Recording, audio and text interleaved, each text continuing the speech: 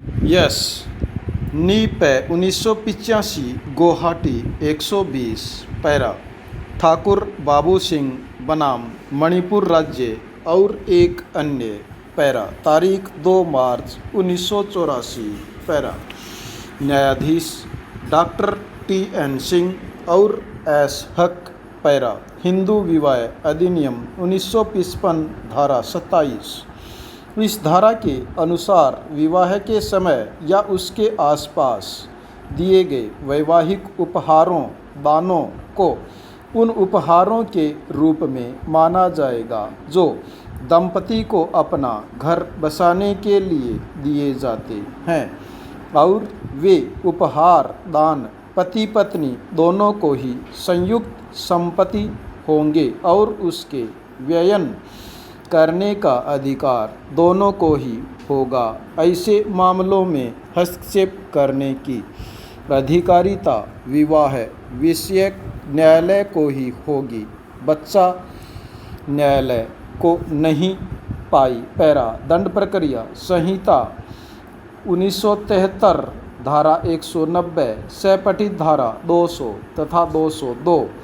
यदि किसी मजिस्ट्रेट ने किसी परिवाद को प्राप्त करने पर धारा 190(1) के अधीन संज्ञान नहीं किया है जो वह धारा 202 के अनुसार कार्यवाही करने के लिए आबद्ध है, मजिस्ट्रेट द्वारा धारा 200 के अधीन कार्यवाही किए बिना परिवाद जांच करने और रिपोर्ट देने के पृष्ठांकन के साथ पुलिस को भेजना उसकी अधिकारिता के बाहर है और ऐसे पृष्ठांकन पर पुलिस द्वारा किया गया अन्वेषण अपराधीकृत है। पाई पैरा द्वितीय प्रत्यर्थी द्वारा याची और उसके लड़के के विरुद्ध मुख्य न्यायिक मजिस्ट्रेट के न्यायालय में भारतीय दंड संहिता की धारा 406 और 506 के अधीन एक परिवाद फाइल किया गया। पाई पैरा परिवादी ने यह कथन किया कि उसकी पुत्री का विवाह अभियुक्त संख्या 2 द्वितीय प्रत्यर्थी का पुत्र के साथ हुआ था। पाई विवाह के समय उसने अनुसूची में दी गई जंगम वस्तुएं अपनी पुत्री को दी थी जिन्हें वह अपने साथ अपनी ससुराल ले गई। पाई परिवादी ने आगे यह कथन किया है कि उसकी पुत्री के साथ उसकी सास द्वारा निर्दयतापूर्वक व्यवहार किया गया जबकि वह पारिवारिक घर में अपने पति के साथ रह रही थी। पाई परिवादी की पुत्री अपने माता पिता के घर अभियुक्त संख्या 2 और उसके परिवार के सदस्यों से अलग रहने के लिए अभियुक्त संख्या 2 को चुराई गई संपत्ति सौंपने के पश्चात चली आई। पाई परिवादी ने यह बताया कि चुराई गई संपत्ति से उसका अभिप्राय अनुसूची में दी गई वस्तुओं से है। पाई यहाँ तक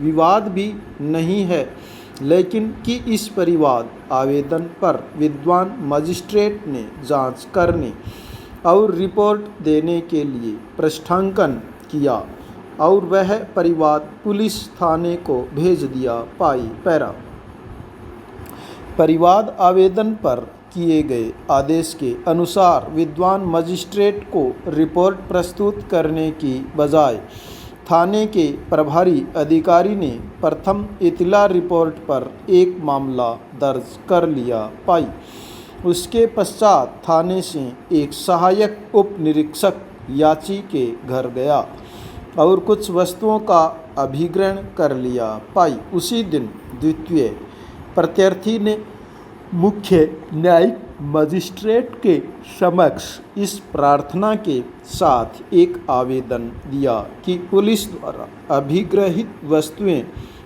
उसके जिम्मे में दी जानी चाहिए क्योंकि वह उन वस्तुओं का साधिकार स्वामी है। पाई याची ने भी मुख्य न्यायिक मजिस्ट्रेट के समक्ष पुलिस द्वारा अभिग्रहित वस्तुओं के जिम्मे के लिए प्रार्थना करते हुए एक आवेदन फाइल किया। पाई इन 2 आवेदनों पर विद्वान मुख्य न्यायिक मजिस्ट्रेट ने 2 अलग अलग मामले आरंभ किए और थाने के प्रभारी अधिकारी से रिपोर्ट मांगी। पाई पुलिस ने अपनी रिपोर्ट पेश की। यद्यपि रिपोर्ट के देखने से ऐसा प्रतीत नहीं होता कि पुलिस ने उस रिपोर्ट को स्वप्रेरणा से या न्यायालय के आदेशों के अनुसरण में पेश किया था। पाई वास्तव में रिपोर्ट किए गए अभिग्रहित परिणाम स्वरूप सामान्य अनुक्रम में इस प्रार्थना के साथ पेश की गई थी कि अभिग्रहण की गई वस्तुओं के निपटारे के लिए न्यायालय आदेश पारित करे। पाई इससे पहले कि विद्वान मजिस्ट्रेट द्वारा उपर्युक्त दोनों प्रकरण मामलों का निपटारा किया जा सकता, याची परिवाद आवेदन को खंडित करने की प्रार्थना के साथ इस न्यायालय के समक्ष आया। पाई पैरा अभी निर्धारित पुनरीक्षण मंजूर किया गया। पाई पैरा न्यायालय की यह दृढ़ राय है कि संपूर्ण कार्यवाहियां मिथ्या धारणा पर आधारित है। पाई दंड प्रक्रिया संहिता की धारा 190(1) द्वारा किसी मजिस्ट्रेट को किसी अपराध का उसमें वर्णित 3 आकस्मिकताओं में से एक में संज्ञान करने की शक्ति प्रदान की गई है। पाई वह किसी भी अपराध का संज्ञान उन तथ्यों का जिनसे ऐसा अपराध बनता है परिवाद प्राप्त होने पर और ऐसे तथ्यों के बारे में पुलिस रिपोर्ट पर भी कर सकता है। पाई इस मामले में जब परिवाद प्रस्तुत किया गया था तब विद्वान मजिस्ट्रेट के समक्ष तथ्यों का परिवाद था, इसके अतिरिक्त कुछ नहीं। पाई स्पष्टतः उसने परिवाद पर संज्ञान नहीं किया। पाई क्योंकि उसने उस पर जांच करने पर रिपोर्ट देने का निर्देश देते हुए प्रश्नांकन किया था।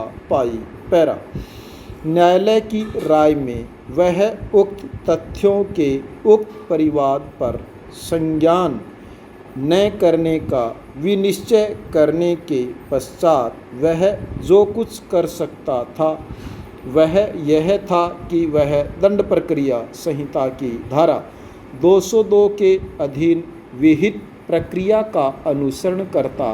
पाई पैरा प्रस्तुत मामले में मजिस्ट्रेट ने स्पष्ट रूप से दंड प्रक्रिया संहिता की धारा 204 के अधीन कार्य नहीं किया और इसलिए वह दंड प्रक्रिया संहिता की धारा 202 के उपबंधों के अनुसार कार्य करने के लिए बाध्य था। पाई वास्तव में इसी तथ्य से कि उसने परिवाद प्राप्त करने पर धारा 200 के अधीन कार्यवाही नहीं की, यह संकेत मिलता है कि उसके विचार में इस बारे में विनिश्चय करना आवश्यक था कि कार्यवाही करने के लिए पर्याप्त आधार या अथवा नहीं और इसलिए परिवाद पर जांच करने और रिपोर्ट देने का उसका प्रश्नांकन पूर्ण रूप से बिना अधिकारिता के था। पाई पैरा क्योंकि वह धारा 190(1) ख